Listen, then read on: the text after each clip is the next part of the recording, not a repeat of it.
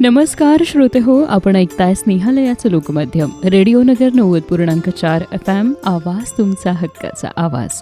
नगर diary या कार्यक्रमामध्ये श्रोते हो खूप मनापासून स्वागत. श्रोते हो, श्रीगोंदे तालुक्यातील कोळगावमधील लगड सरदार कुटुंबात जन्मलेले सचिन सयाजीराव लगड, जे सरदारच होते, यांनी 9 डिसेंबर 1991 रोजी शिक्षणासारख्या एका चांगल्या क्षेत्रामध्ये प्रवेश केला आणि श्री रामेश्वर विद्यालय चिखली तालुका श्रीगोंदा या दुर्गम आणि डोंगराळ भागामध्ये ज्ञानदीप ग्रामीण विकास शिक्षण संस्थेच्या विद्यालयात विद्यार्थ्यांना घडवायला त्यांनी सुरुवात केली. श्रीगोंदे तालुक्यातील सुजलाम सुफलाम तसेच या तालुक्यामध्ये शैक्षणिक क्रांती घडवणारे स्वर्गीय सहकार महर्षी शिवाजीराव अर्थात बापू नागवडे यांनी जे स्वप्न पाहिलं होतं ते प्रत्यक्ष साकारण्यासाठी त्यांनी प्रयत्न सुरू केले आणि त्यातीलच हे एक विद्यालय जे दुर्गम भागामध्ये सुरू करायचं होतं त्याची जबाबदारी त्यांच्यावर आली. मुख्याध्यापक पद देऊन ती सोपवली गेली आणि त्यांनी बापूंचं स्वप्न पूर्ण करण्यासाठी विद्यालयाला शाळेला जे काही करता येईल ते करण्याची आणि प्रत्यक्षात उतरवण्यासाठीची धडाडीची कामगिरी कार्य करायला सुरुवात केली आणि त्यांच्या याच कार्याचा प्रवास आज आपण जाणून घेणार आहोत नगर डायरी या कार्यक्रमामध्ये. तर सगळ्यात आधी सचिन लगड सर, तुमचं या स्टुडिओमध्ये आणि या शोमध्ये खूप मनापासून स्वागत. आभारी आहोत सर. आपल्या प्रत्येकाच्या आयुष्यामध्ये ना बालपणीचा काळ सुखाचा असं आपण म्हणतो. आपण आपले बालपणीचे दिवस कधीच विसरत नाही. तुमचं बालपण कसं आणि कुठे गेलं? माझं बालपण अतिशय आनंदामध्ये गेलं. माझ्या आजोबांपासून वडिलांपर्यंत समाजसेवेचा वारसा होता आणि शिक्षणाची सोयी मात्र त्यावेळेस गावात उपलब्ध नसल्याने मला नाशिक या ठिकाणी रचना विद्यालयात शिकण्याची संधी मिळाली. जे विद्यालय स्वातंत्र्य सेनानी लिमये, नरूभाऊ लिमये आणि रावसाहेब पटवर्धन यांच्या वारसांनी आणि त्यांनी स्वतः ते ठिकाणी चालवलेलं होतं. त्यामुळे त्यांच्या विचाराची प्रभावित असणारी शिक्षक मला लाभले. त्याबद्दल मी स्वतःलाही खूप सुदैवी समजतो. नक्कीच. जसं आता तुम्ही शाळेचा उल्लेख केला आहे आणि शालेय काळ हा सुद्धा एक छान काळ असतो जो आपल्याला आयुष्यामध्ये समृद्ध करण्यासाठी घडवण्यासाठी फार काही देऊन जातो. आजही तुमच्या शाळेतले शिक्षक स्मरणात आहेत का? आजही त्यांनी शिकवलेलं अध्ययन आठवतं का? हो, 100%. कारण मी ज्या विद्यालयात शिकलो त्या विद्यालयाची स्थापना करणारी जी मंडळी होती ती व्यावसायिक नव्हती. ती एक विशिष्ट विचारानं राष्ट्रप्रेमाने प्रभावित असणारी आणि त्यांच्या प्रत्येक वर्तनातून विद्यार्थ्याच्या हिताबरोबर समाज बांधणी कशी होईल या दृष्टीने त्यांचं कार्य होतं. आणि मला लाभलेले जे शिक्षक होते त्यांच्या प्रेरणेमुळेच माझ्या कुटुंबामध्ये 7 पिढ्यापूर्वीही कुणी शिक्षक नव्हता. उलट मी जेव्हा शिक्षक होण्याचा निर्णय घेतला माझ्या घराण्यामध्ये किंवा माझ्या घरातल्या सर्व लोकांनी माझी खिल्ली उडवली. कारण माझ्या घराण्याचा वारसा हा राजकीय, सामाजिक आणि व्यावसायिक होता. परंतु अतिशय वेगळा निर्णय मी घेतला. त्याचं फक्त कारण एकच की मला पूर्वी लाभलेला माझा शिक्षक. नक्कीच. सरदार कुटुंबामध्ये तुमचा जन्म झाला आणि तुमच्या पूर्वजांबद्दल किंवा या सरदार घराण्याबद्दल काय सांगाल? काय गोष्टी तुम्ही पाहिल्या होत्या? मी ज्या कुटुंबामध्ये जन्मलो त्या कुटुंबाचा ऐतिहासिक असा वारसा आहे. देवास या ठिकाणी जे राजघराणं आहे त्या ठिकाणी माझे पंजोबा नारायणराव लगड हे त्या ठिकाणी सरदार म्हणून त्या दरबारामध्ये काम पाहत होते. आणि अतिशय त्यावेळी इतकं दूर असताना देखील त्यांच्या कार्याचा, त्यांच्या कामाचा प्रभाव त्या ठिकाणी राहिल्यानं त्यांना अनेक वेगवेगळी सन्मानचिन्ह प्राप्त झाली.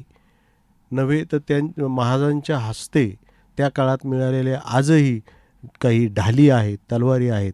त्या जेव्हा आम्ही त्यांच्याकडं त्या वस्तूंकडं पाहतो निश्चितच आम्हालाही प्रेरणा मिळते.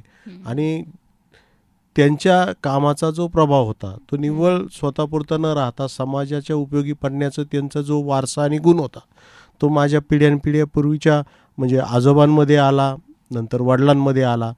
आणि त्यामुळे एक सामाजिक कणव असणं, करुणा असणं आणि उपेक्षित असतील, वंचित असतील ह्या लोकांच्या बरोबर काम करणं, त्यांना कुठल्याही प्रकारची वेगळी वर्तणूक किंवा वेगळं वाटेल अशा प्रकारचं वर्तन आमच्या घरामध्ये कधी घडलं नाही.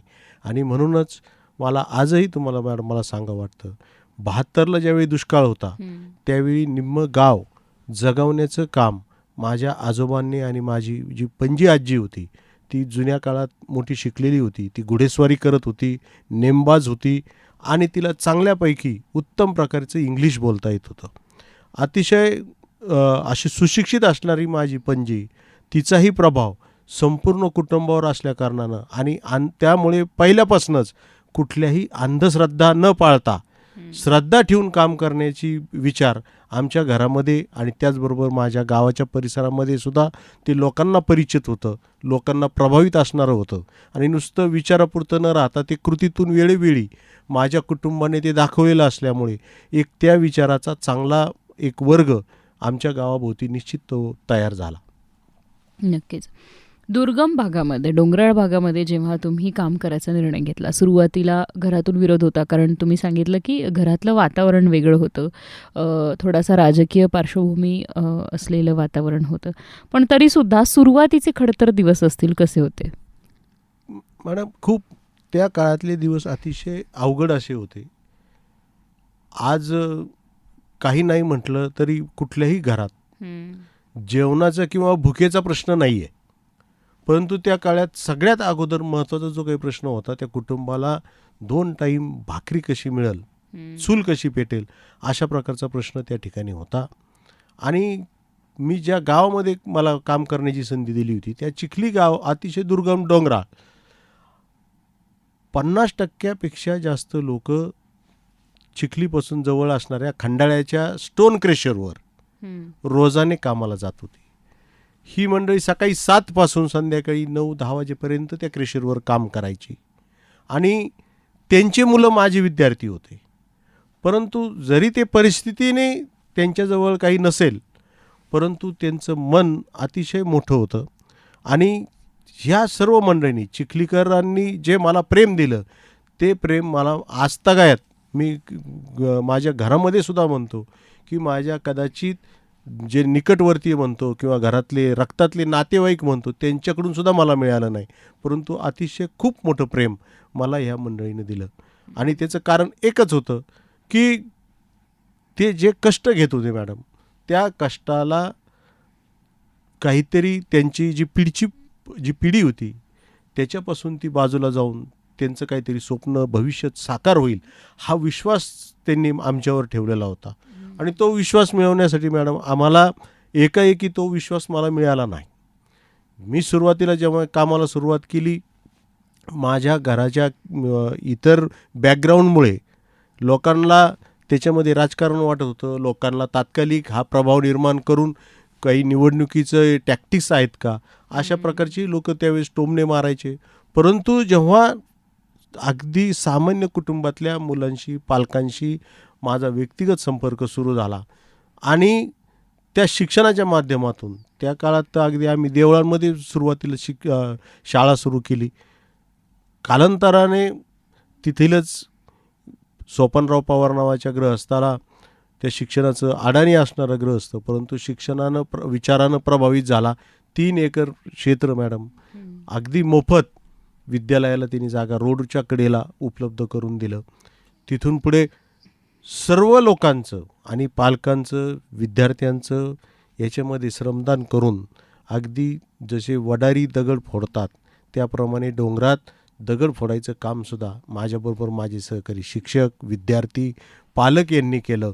आणि सुट्टीच्या दिवशी ते दगड वाहून आणण्याचं कामसुद्धा ह्या सर्व लोकांनी केलं आणि त्यामुळे आज त्या ठिकाणी ती इमारत उभी राहिली. नक्कीच. सुरुवातीला शाळेची परिस्थिती जर म्हणाल तर अगदी शाळेची स्वतःची इमारत सुद्धा नव्हती, इतकी बिकट परिस्थिती होती तुम्ही जेव्हा रुजू झालात तेव्हा.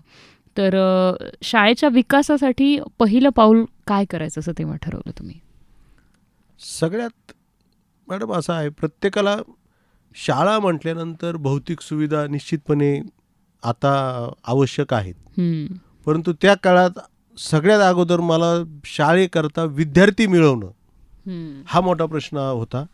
त्याचं कारण घरातला अगदी 7-8-9 वर्षाचा मुलगा असेल किंवा मुलगी असेल तर तिचा आपले दैनंदिन जीवन जगण्यासाठी तिच्या कामातून म्हणजे जसं आपण बालकामगार पाहतो त्याप्रमाणे ही मुलं काम करायची, त्याच्यातून 2 रुपये निर्माण करायचे आणि पालकांना द्यायचे.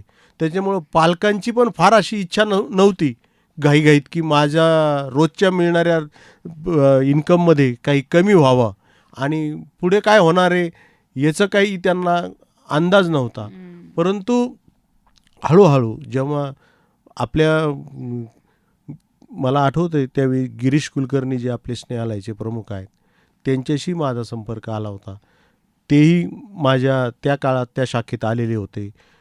सुधा कांकरिया मॅडम म्हणून आहेत, ते रोटरी क्लबचं काम करत होत्या. त्यांच्याबरोबर अनेक सहकारी की ज्यांना सामाजिक कामाची आवड आहे असे सहकाऱ्यांशी मी कॉन्टॅक्ट करत होतो, त्यांना निमंत्रित करत होतो. ते येऊन त्या पालकांमध्ये विद्यार्थ्यांमध्ये जागृती करत होते. आणि जेव्हा प्रत्यक्ष एखाद्या कुटुंबातला विद्यार्थी-विद्यार्थिनी कुठलीही शैक्षणिक बाजू किंवा तिच्याजवळ साहित्य उपलब्ध नसताना बाहेरून हे साहित्य मिळतंय आणि त्या साहित्याच्या आधारावर शैक्षणिक नैपुण्य विद्यार्थी-विद्यार्थिनी जेव्हा मिळवत होते, गाव त्यांचं कौतुक करायला लागलं, तेव्हा त्या पालकांमध्ये तो विश्वास निर्माण झाला. नक्कीच. काळानुरूप अनेक बदल जे आहेत ते शाळेमध्ये होत गेले. मग भौतिक स्वरूपामधले असतील किंवा स्वच्छता असेल, मुलांसाठी पिण्याचं पाणी असेल किंवा सुरक्षित परिसरातलं वातावरण तयार करणं असेल. हे उपक्रम हळूहळू कसे वाढत गेले, कसा प्रतिसाद मिळत गेला, कोणाचं सहकार्य यासाठी लाभलं? निश्चितपणे मॅडम मी ह्या ठिकाणी सांगितलं पाहिजे.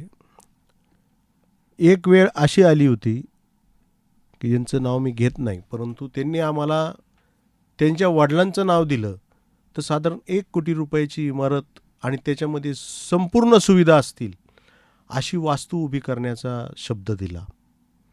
आणि जेव्हा त्या गावामध्ये आम्ही ग्रामसभा घेतली तेव्हा त्या ग्रामसभेमध्ये हा विषय ज्यावेळी मांडला, अतिशय गरीबातला गरीब माणूस त्यावर विचार करून त्याची प्रतिक्रिया एवढीच होती की जे शाळेला नाव होतं ते ग्रामदैवताचं होतं, श्री रामेश्वर म्हणून.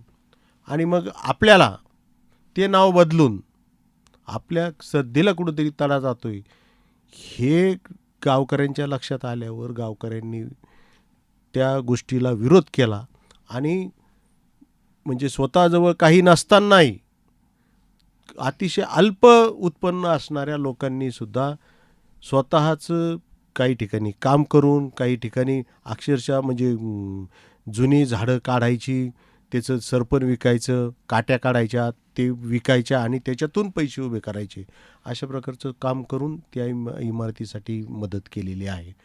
त्याचप्रमाणे स्वर्गीय या संस्थेचे अध्यक्ष शिवाजीराव नागोडे बापू यांचं जे स्वप्न होतं मॅडम, त्या काळात दुष्काळ असायचा, रस्ते नव्हते, आरोग्याच्या सुविधा नव्हत्या आणि माझ्यासमोर त्यांचाच आदर्श असा होता. मी पाहिलं की त्यांनी जे लोकांच्या विकासासाठी रस्ते, आरोग्य सुविधा आणि वीज हे देण्याकरता अगदी जीवाचं रान केलं.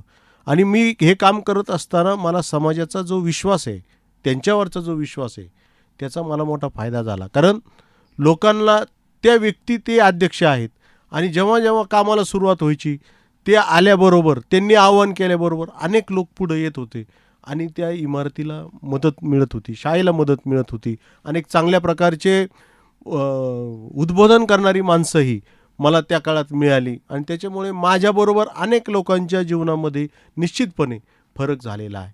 कारण अशा लोकांचा जेव्हा प्रवास घडत असतो किंवा विचार ऐकायला मिळत असतात, मला अतिशय सांगायला आनंद वाटतो. माझ्या त्या रामेश्वर विद्यालयाचाच आनंद झेंडे नावाचा जो विद्यार्थी होता मॅडम, त्या काळात विद्यार्थी दशेमध्ये असताना एक शासनाची योजना होती स्वच्छता पंधरवडा पाळायचा. तो विद्यार्थी माझ्याबरोबर जेव्हा आम्ही गाव स्वच्छ करायला जायचो, गटारी राहायच्यात, नाले राहायचेत, लोकांच्या गटारी आम्ही ज्यावेळेस काढायचो, नाले स्वच्छ करायचो, त्याच्यातून त्या विद्यार्थ्याला मला असं वाटायचं की त्याच्यात एक वेगळी चमक आहे.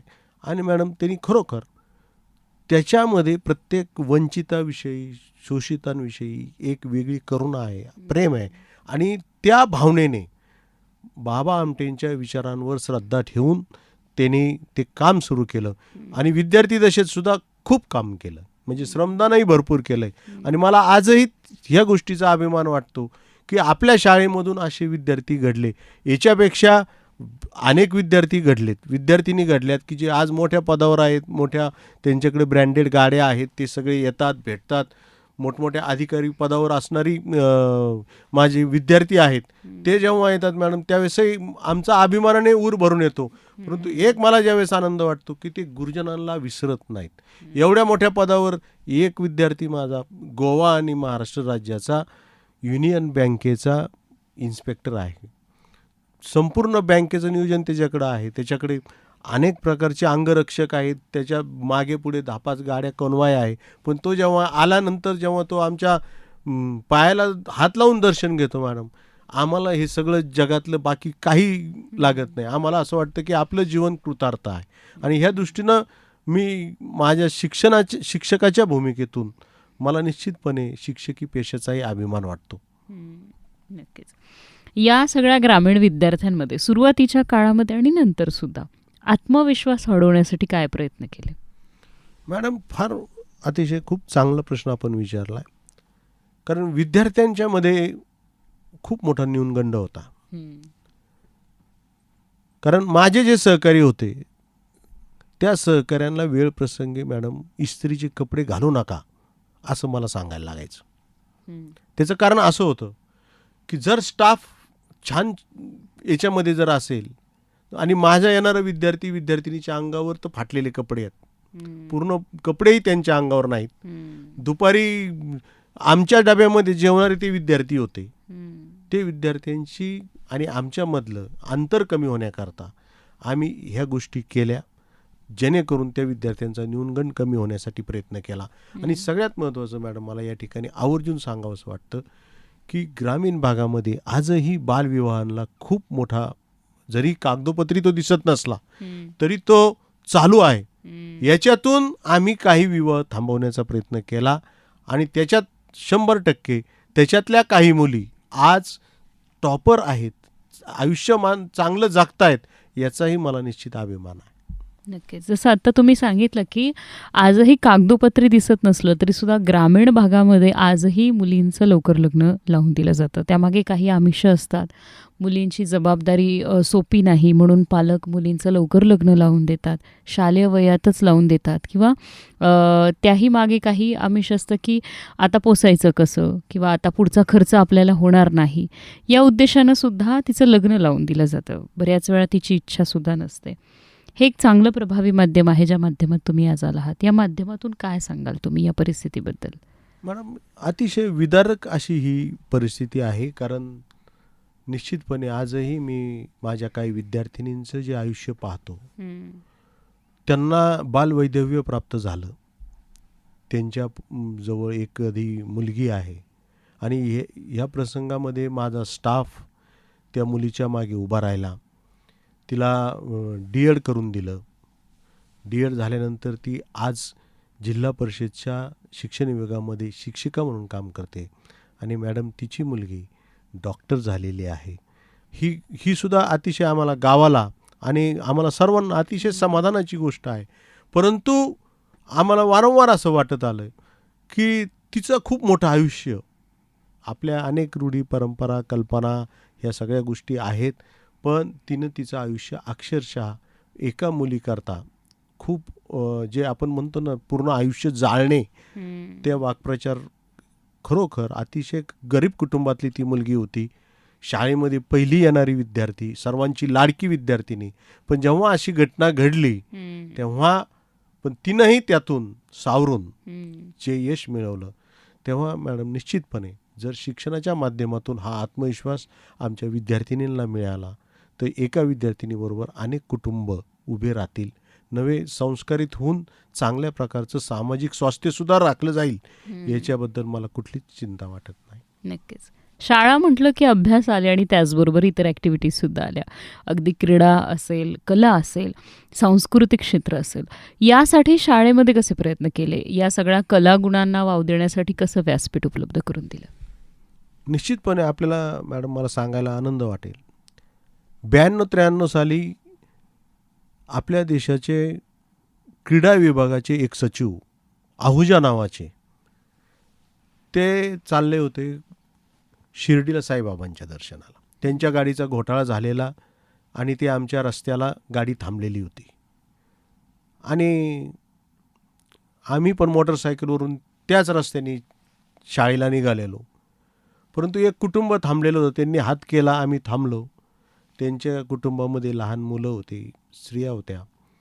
त्यांना आम्ही थोडंसं पाणी बिस्किट वगैरे दिलं. त्या काळात पंक्चरची सुद्धा व्यवस्था जवळ नव्हती. ते पंक्चर गाडीचं चाक येऊस तर त्यांना आम्ही आमच्या विद्यालयात नेलं.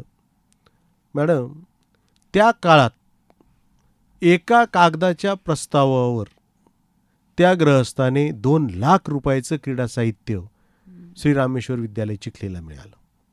आजही त्याच्यामध्ये अनेक चांगल्या प्रकारच्या कुस्तीच्या मॅट होत्या, टेबल टेनिस, व्हॉलीबॉल, फुटबॉल, म्हणजे खेळण्यासाठी जेवढं आधुनिक साहित्य त्या काळात इतरांकडे नव्हतं ते आमच्या विद्यालयाकडं त्या सद्ग्रहस्थामुळं आम्हाला मिळालं.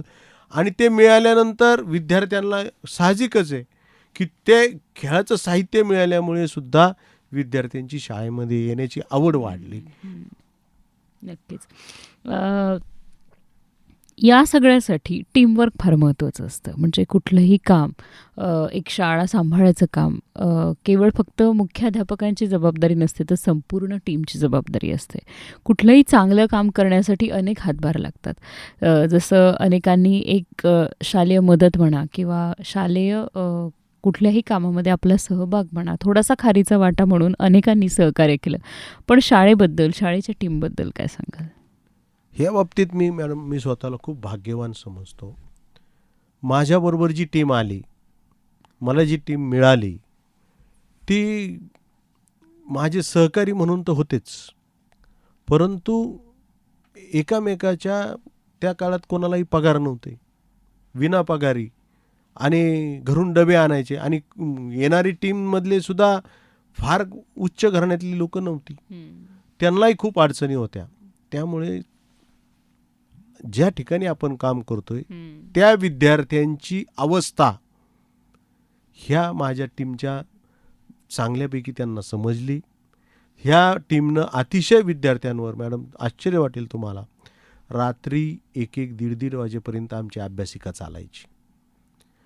पालकांनी आम्हाला, आता कायदे आहेत विद्यार्थ्यांना मारू नये, शिक्षा करू नये, परंतु कायद्याच्या बाहेर जाऊन विद्यार्थ्यांना खूप चांगल्या प्रकारची कडक शिक्षा देऊन आमच्या टीमनं विद्यार्थी घडवलेत.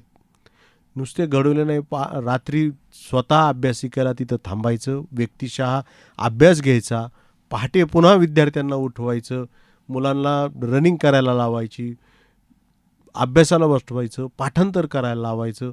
ह्या सगळ्या गोष्टी माझ्या टीमनं केलेल्या आहेत. आणि याचे साक्षीदार आजही माझे विद्यार्थी आणि जे आता जे पालक आहेत ते वयानं अतिशय ज्येष्ठ झालेले आहेत, पण आजही ते सुखदुःखाला आमच्या कुठल्याच टीम मेंबरला विसरत नाहीत. आणि ज्याचं कारण हे ऋणानुबंध मॅडम असे निर्माण झाले की जे पगारासाठी काम न करणारे माझे सहकारी होते. आणि मला सांगायला आत काही संकोच वाटत नाही, माझा स्वभाव पण थोडासा हट्टी, स्पष्ट बोलणारा, रागवणारा, वेळ आल्यावर मी फटकन बोलून जायचो. परंतु नंतर माझ्या लक्षात यायचं की माझ्या बोलण्यामुळे माझ्या कर्मचाऱ्याचं, माझ्या सहकाऱ्यांची निश्चितपणे मनं दुखावलीत, परंतु एकाही सहकाऱ्यांनी कधीही असं मनात ठेवलं नाही. उलट मला ते जाणीव करून द्यायची की सर तुम्ही, ती वेळ होती, तुम्ही बोलले, परंतु त्याच्यामुळं आपलं काम चांगलं झालं.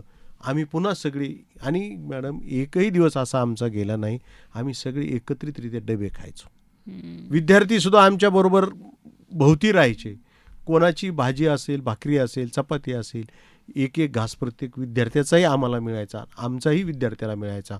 जेणेकरून हे जे नातं होतं की तो विद्यार्थी सहकारी हा आपल्या कुटुंबातलाच एक ज्यावेळेस वाटतो, त्यावेळेस मॅडम कामामध्ये विश्वास निर्माण होतो. आणि ती विश्वास एकदा त्या कामामध्ये निर्माण झाल्यानंतर चांगलं काम करण्याकरता फार वेगळे प्रयत्न करावं लागत नाहीत, असा माझा अनुभव आहे. नक्कीच.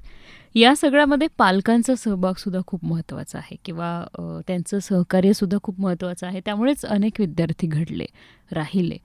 पालकांबद्दल काय सांगाल? निश्चितपणे मॅडम, काय होतंय, सगळी अडचण आज असं आहे की पालकांना आपली जी परिस्थिती आहे किंवा आपण जे कुचंबना करून दिवस काढलेत त्याच्यामध्ये आपल्या पुढच्या पिढीला ते दिवस चांगले मिळावेत ही अपेक्षा 100% आहे. आणि मग ही अपेक्षा असताना शिक्षणाच्या माध्यमातून कुणी भरती व्हायला लागलं, कोणाला छोटे छोटे व्यवसाय करता यायला लागले. मॅडम, त्यावेळीसुद्धा मी पंचायत समितीने ज्या आपल्या विधवा परित्यक्ता असतात त्यांना शिलाईचे मशीन दिलेले होते. ते बंद पडलेले होते, ते वापरत नव्हत्या ते लेडीज. मी ते सगळे मशीन गोळा केले होते आणि आमच्या विद्यार्थिनींना काही म्हणजे विद्यार्थिनींच्या जे आपण आई म्हणतो त्यांनाही प्रोत्साहित केलं की तुम्ही इथं या. आणि त्यांना शिकवण्यासाठी आम्ही एक टीचर त्यावेळी नेमला होता. तो त्यांना किमान ब्लाऊज शिकवायचं ट्रेनिंग मॅडम त्यांनी दिलं. आणि मला सांगायला अभिमान वाटतो, त्यांच्यातून जेव्हा 10, 20 रुपये, 50 रुपये कमवण्याची क्षमता निर्माण झाली, पैसे कमावण्यापेक्षा त्यांच्यामध्ये आत्मविश्वास निर्माण झाला आणि त्या आत्मविश्वासाच्या जोरावर, बळावर त्यांची पावलं पुढं पडत गेली. आणि म्हणूनच पालकांनी ह्या सर्व गोष्टींना मोठ्या विश्वासानं आम्हाला साथ दिली. हे सुद्धा मोठं पालकांचं मी योगदान समजतो. कारण आज परिस्थिती अशी आहे की अनेक ठिकाणी शिक्षक, विद्यार्थी, विद्यार्थिनी किंवा पालक, शिक्षक यांच्यामध्येच अविश्वासाचं नातं दिसून येते. त्याच्यामध्ये समाजानुसार काही विकृती निर्माण झालेल्या आहेत. त्या विकृतींच्या मुळे कदाचित असेल, परंतु ती भावना आम्हाला आमच्या आत्तापर्यंतच्या आयुष्यामध्ये कधी अनुभवायला कधी मिळाली नाही. नक्कीच. शिक्षण पद्धतीमध्ये काळानुरूप खूप बदल झाले. म्हणजे शाळेचे सुरुवातीचे दिवसही तुम्हाला माहिती आहेत, तेव्हाची शिक्षण पद्धती, अभ्यासक्रमाची पद्धती आणि आत्ताचं सध्याचं शैक्षणिक वातावरण, याबद्दल काय सांगाल? मॅडम, खूप बदल झालेला आहे. पूर्वीच्या काळामध्ये पालक ज्यावेळेस यायचा त्यावेळेस किमान त्या पालकाच्या घरामध्ये 2 मुलं 2 मुली राहायची. आजी आजोबा राहायचे, चुलता चुलती राहायचे. आज आम्हाला असं दिसतंय की आई वडील, पहिला मुलगा असेल तर एकच मुलगा आहे. माझ्याकडे तो संपूर्ण मी सर्वे ठेवला आहे. पहिली मुलगी असेल तरच मात्र दुसरा मुलगा आहे. आणि तेवढ्यावरच ते चौकोनी कुटुंब आहे. भौतिक प्रगती भरपूर झालेली आहे. त्या प्रगतीच्या माध्यमातून मोबाईल असेल, डिजिटल माध्यमातून असेल, हे सर्व मिळतंय. परंतु आपल्या विद्यार्थ्याला त्या माध्यमातून शिक्षण चांगलं मिळालं पाहिजे ही भावनाही आता सर्वत्र वाढीस लागलेली आहे. आणि ह्या निमित्तानं आपल्या मुलाखतीच्या माध्यमातून मला निश्चितपणे रोटरी क्लब अहमदनगर असेल, रोटरी क्लब पुणे असेल, यांचं मी आभार निश्चितपणे मानले पाहिजे. कारण यांनी रोटरीच्या माध्यमातून मॅडम माझ्या विद्यालयाला 5 डिजिटल क्लासरूम त्यांनी उपलब्ध करून दिले. आणि त्याच्यामुळे ग्रामीण भागातल्या माझ्या विद्यार्थ्यांना, विद्यार्थिनींना डिजिटल क्लासरूम मिळाल्यामुळे खूप काही अशा संकल्पना आहेत की प्रत्येक शिक्षक शिकवण्याचा प्रयत्न करतो, परंतु ते समजतीलच असं काही नाही. परंतु कार्टूनच्या माध्यमातून असेल, ॲनिमेशनच्या माध्यमातून असेल, त्या कल्पना त्याच्या स्पष्ट होत आहेत. तो चांगलं शिक्षणाचे दर्जा त्याला मिळतोय. परंतु आता एआयचंही शिक्षण मिळालं पाहिजे असं अनेक पालक आमच्याकडे येत आहेत.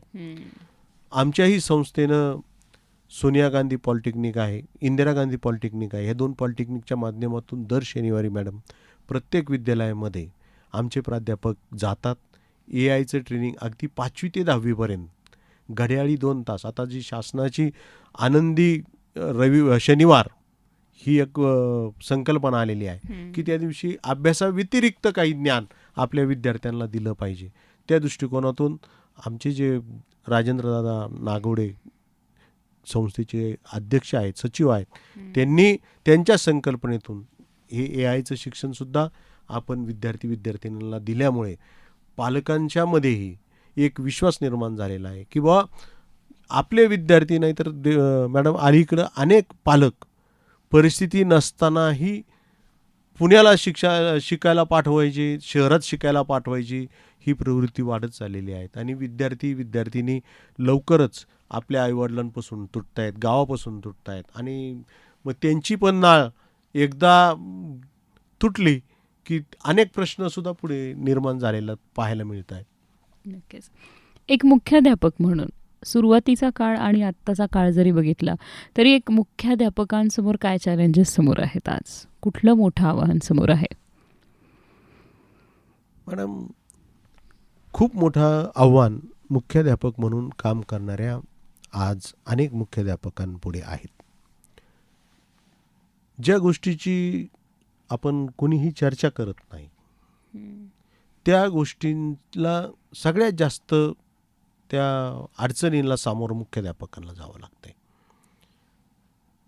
विद्यार्थिनींच्या संदर्भात सामाजिक स्वास्थ्य बिघडलेलं आहे हे मात्र समाज कबूल करतो. परंतु हे सामाजिक स्वास्थ्य बिघडलेलं असताना विद्यालयामध्ये आज पालकांमध्ये गावामध्ये हा विश्वास आहे की शाळेमध्ये आमची विद्यार्थिनी सुरक्षित आहे. परंतु राज्यामध्ये देशामध्ये जेव्हा अशी एखादी घटना घडते मॅडम आणि जेव्हा पालक मेळावा आम्ही घेतो, पालकांचा डोळ्यातला अविश्वास ज्यावेळेस आम्ही पाहतो सगळ्यात जास्त दुःख आम्हाला त्यावेळेस होतं.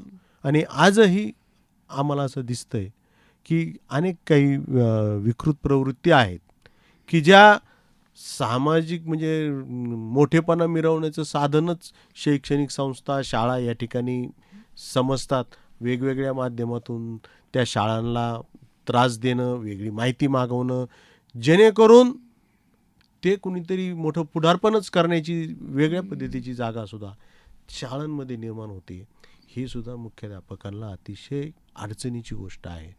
अनेक गोष्टी अशा आहेत की तो विद्यार्थिनींच्या पालकांच्या बरोबर शेअर करायला सुद्धा आता घाबरतो.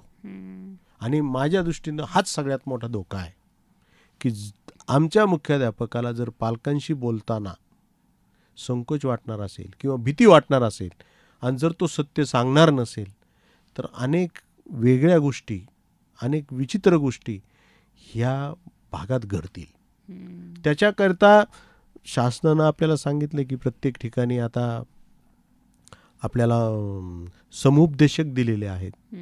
परंतु मॅडम डिजिटलायझेशन किंवा मोबाईलचा अतिवापर ह्या सर्व गोष्टींमुळे विद्यार्थ्यांमध्ये आणि विद्यार्थिनींमध्ये ज्याला आपण कळीतपणा म्हणतो किंवा शहाणे होण्याची जी वय असतं हे वय खूप लवकर आलेलं आहे.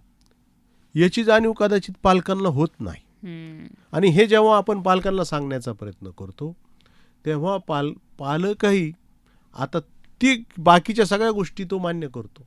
परंतु ह्या मुद्द्यावर चर्चा करताना तो स्वतःच्या मुलावर पाल्यावर त्याचा विश्वास 100% प्रत्येक पालकाचा असतो. तो असलाच पाहिजे. पण तो त्याच्या बाबतीत किंवा दुसरं काहीच ऐकण्याची मनस्थिती त्याची नसते.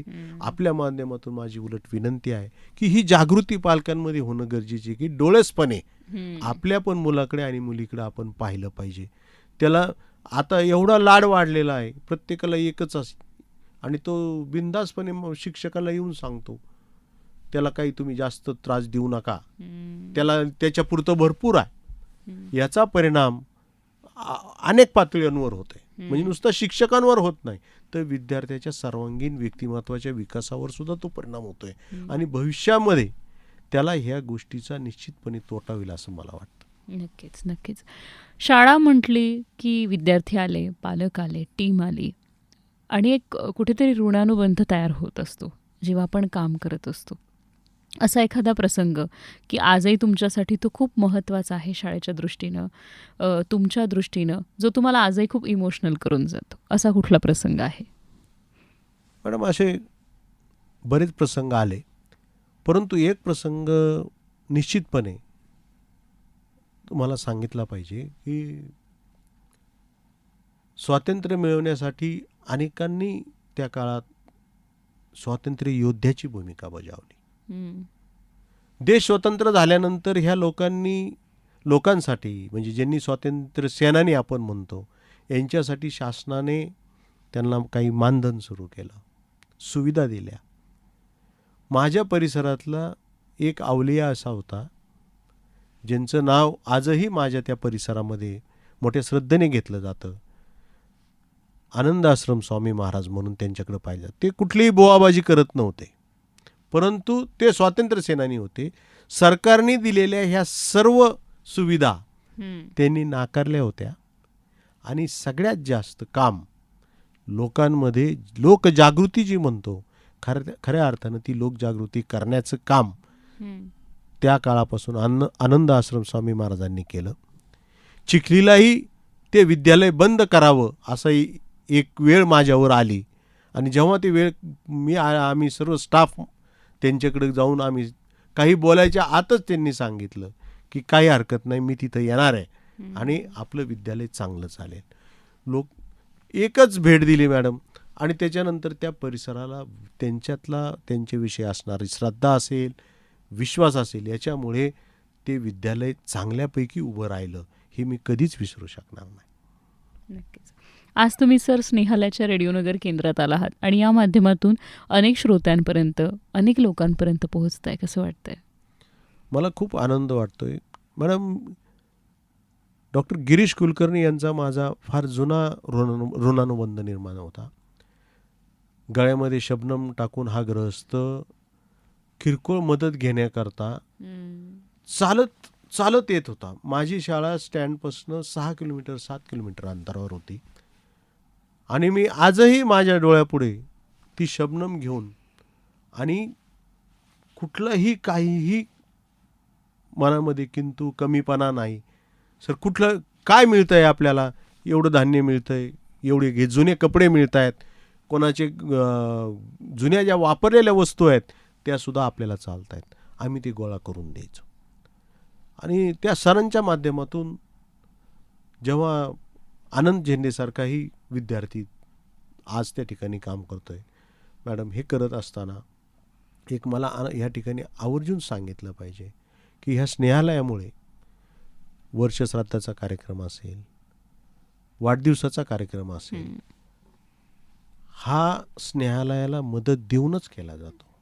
अगदी गेल्या वर्षी गणपतीच्या काळात मीही स्वतः आनंदच्या तिथं त्याच्याकडे जेवढे विद्यार्थी आहेत सहकुटुंब सहपरिवार, त्यांनी मला तो कायम बोलवत असतो, परंतु जेव्हा गेलो तर त्याला सांगितलं की बाबा रे असे किती येत आहेत, तर त्यांनी सांगितलं अनेक आपले शिक्षक, अनेक विद्यार्थी ह्या त्यांनी जो यज्ञ पेटवला आहे मॅडम, त्याला ते मदत करतायत, आहुती देत आहेत. जी लागेल ते विद्यार्थ्यांना उभं करण्याचं काम, शोषित आणि वंचितांना उभं करण्याचं काम स्नेहालयाच्या माध्यमातून होत आहे. आणि कधी कधी खरोखर अगदी ह्या कार्यक्रम आहे म्हणून नाही, परंतु वस्तुस्थिती अशी आहे मॅडम की आज अनेक मुलींना आधार देण्याचं काम, त्या मुलींचं पूर्ण आयुष्य उभं करण्याचं काम स्नेहालय करतंय. आम्हाला ह्या स्नेहालय कार्यकर्त्यांचा मनापासून खूप खूप मोठा अभिमान आहे आणि ह्या कार्यक्रमाच्या निमित्तानं समाजाला सुद्धा मी आवाहन करू इच्छितो, हे जे काम चाललंय याच्याकडे आपण डोळस पद्धतीने पाहून फुल न फुलाची पाकळी आपण त्याच्यामध्ये मदत करण्याची भूमिका त्या कामासाठी घेतली पाहिजे. तीच खरी राष्ट्रभक्ती आहे. नक्कीच. आज सर तुम्ही रेडिओ या माध्यमात आला आहात. तुमची आणि रेडिओची काही आठवण आहे का, किंवा तुम्ही लहानपणी रेडिओ ऐकला आहे का? हो, बिनाका गीतमाला खूप आवडायची.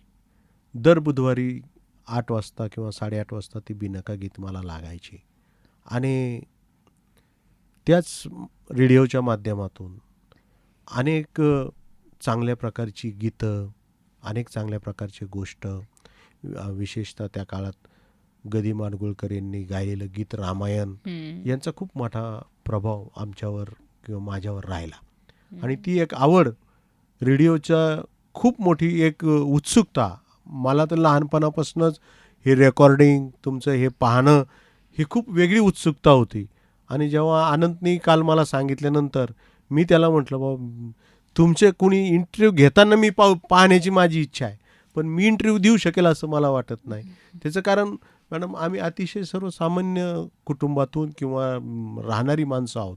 आणि हे जे सगळं अनेक लोकांचे आम्ही इंटरव्ह्यू पाहतो, त्यांचं बोलणं, आपण पण जेव्हा बोलत असतात तुमचं जे ट्युनिंग, ही सर्व कला तुम्ही आत्मसात केलेली आहे.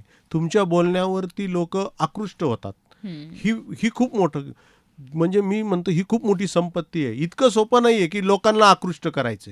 आज आम्ही पाहतो की लोकांना काही दिलं तर लोक तेवढ्या पुरते येतात आणि परत सोडून देतात. परंतु आपल्या माध्यमातून रेडिओचा आवाज हा कधीच विसरला जात नाही. हा काळजापर्यंत पोहोचणारा आवाज आहे आणि म्हणून तो निश्चितपणे चिरकाल टिकेल. नक्कीच सर. या माध्यमात आज तुमच्या खूप जवळचं आणि आवडीचं कोणतं गीत आज तुम्हाला ऐकावंसं वाटेल?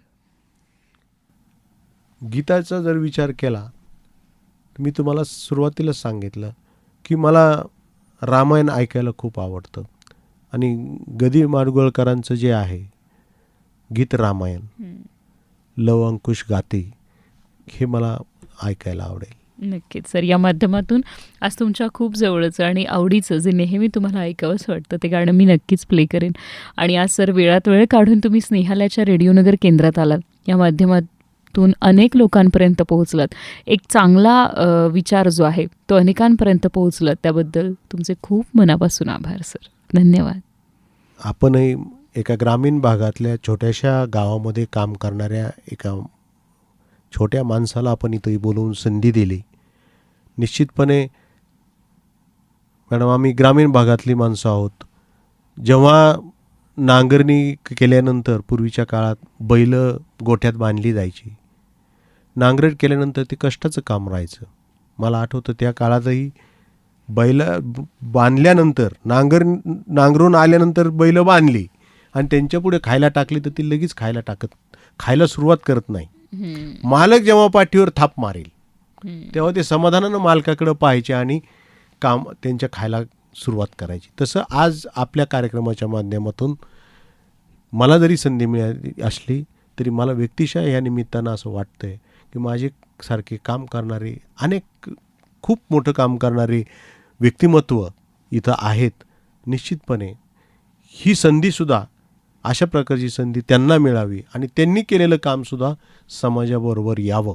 आणि आपण समाजासमोर अशा व्यक्तींना आणि कामांना आणून खूप लोकांना प्रेरणा आणि स्फूर्ती देण्याचं काम करताय. यासाठी आपले धन्यवाद.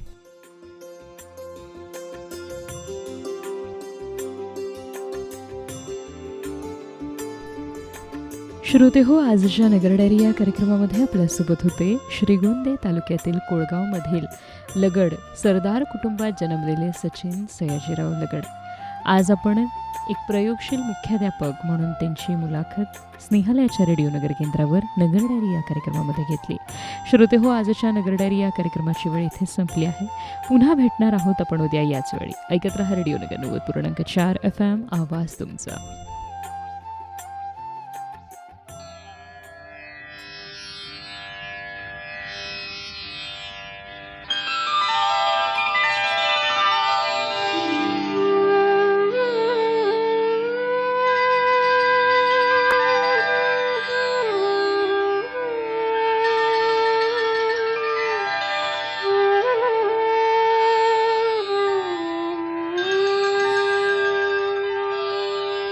श्री राम श्री राम श्री राम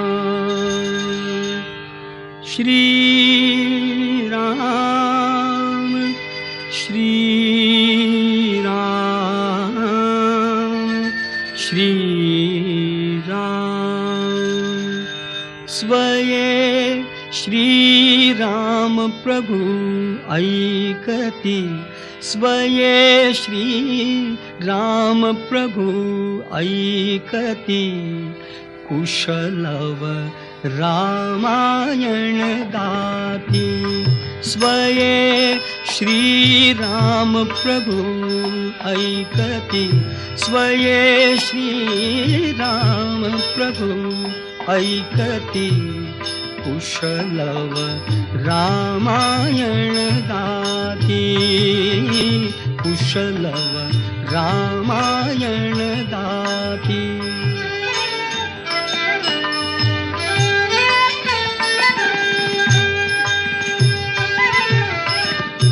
कुमार दोघे एक वयाचे, सजीव पुतळे रघुरायांचे. कुमार दोघे एक वयाचे, सजीव पुतळे रघुरायांचे. पुत्र सांगती चरित पित्याचे, पुत्र सांगती चरित पित्याचे. ज्योतीने तेजाची आरती, ज्योतीने तेजाची आरती. कुशलव रामायण गाती, कुशलव रामायण गाती.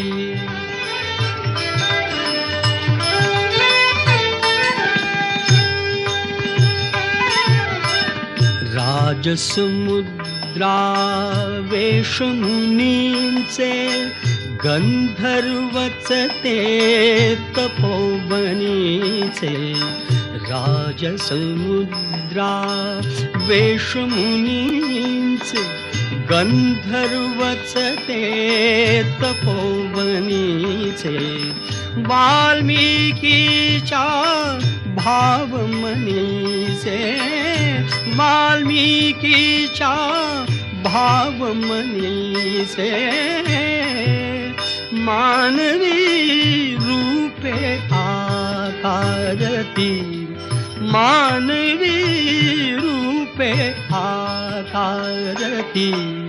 कुशलव रामायण गाती, कुशलव रामायण गाती.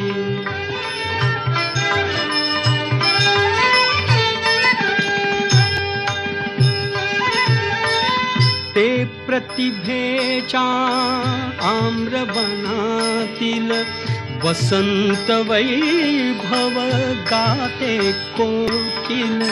ते प्रतिभेच्या आम्रवनातील, वसंत वैभव गाते कोकिल. बालस्वरानी करुणी किलबिल, बालस्वरानी करुणी किलबिल. गायने ऋतुराजा भारती, गायने ऋतुराजा भारती. कुशलव रामायण गाती, कुशलव रामायण गाती.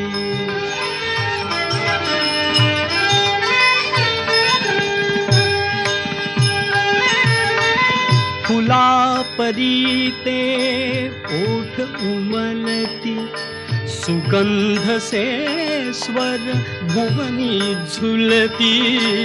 फुला परीते ओठ उमलती, सुगंध से स्वर भुवनी झुलती. कर्णभूषणे कुंडल डुलती, कर्णभूषणे कुंडल डुलती. संगती वीणा झंकारती, संगती वीणा झंकारती. कुशलव रामायण गाती, कुशलव रामायण गाती.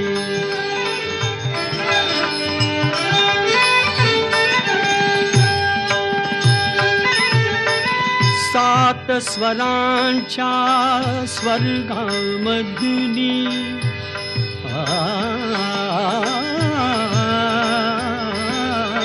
सात स्वरांच्या, सात स्वरांच्या, सात स्वरांच्या स्वर्गामधुनी. नऊ रसांच्या नऊ स्वरधुनी. यज्ञ मंडपी आल्या उतरुनी यज्ञ मंडपी आल्या उतरुनी संगमी श्रोते जन नाहती संगमी श्रोते जन नाहती कुशलव रामायण गाती कुशलव रामायण गाती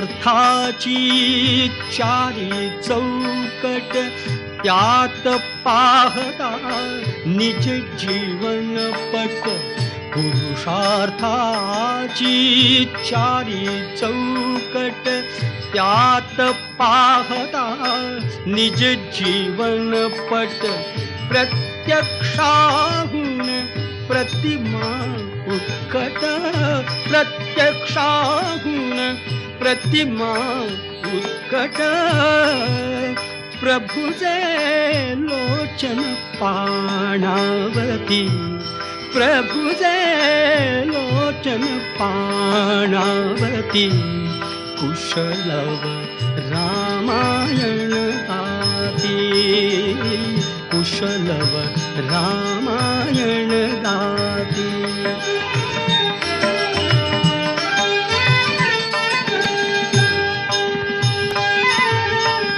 सामवेद से बाळ बोलती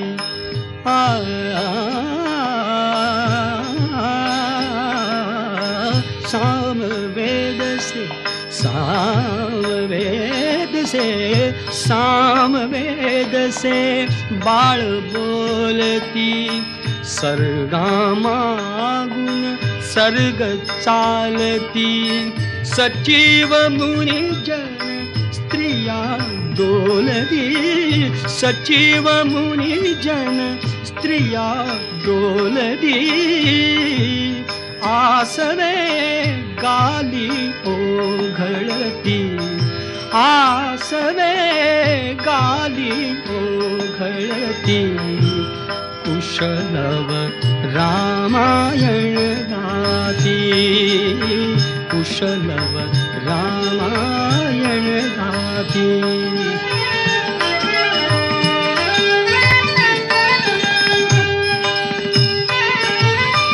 सोडून आसन उठले राघव उठले राघव सोडून आसन उठले राघव उठले राघव उठून कवळी दी आपुले शैशव